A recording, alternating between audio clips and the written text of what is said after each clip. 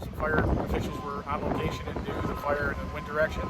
And then we contacted administration with Genesee County, and they chose to evacuate County Building 2, the animal shelter.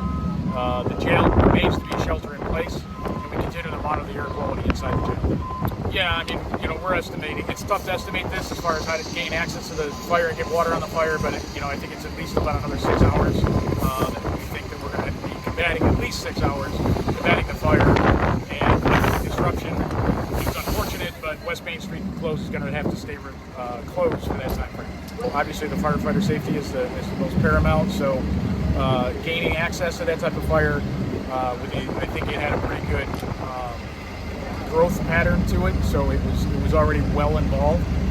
They did make an initial attempt to get in and combat the fire, but it was unsuccessful just because of the size of the fire and the type of chemicals that were inside. They chose to withdraw for safety. It's got about a third of the roof and about at least a third of the building is consumed. There's some firewalls that are inside the building that are holding back some of that fire growth. So fire chief is making preparations. If that fire reaches that firewall, it's going to expand into the rest of the building. So we're making preparations to be able to combat that if it does grow larger. But there is there is information out to avoid the area downwind from the smoke. We put out some information to have people just avoid this area. There's smoke all the way out to the New York State Thruway. It's drivable. You just don't want to be in this smoke. You shouldn't be driving through it. Shouldn't be breathing. And that's with any fire. This one, and I would still say that there's a small amount of chemicals considering the size of the building. So 150 gallons of chemicals.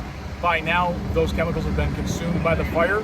So that hazard is gone, but now it's just a commercial building fire with hazards of the components or the combustion byproducts are a hazard. Shut down your heating or air conditioning system, just close your windows, bring your animals indoors, and you stay inside. It's the safest place to be out of the smoke.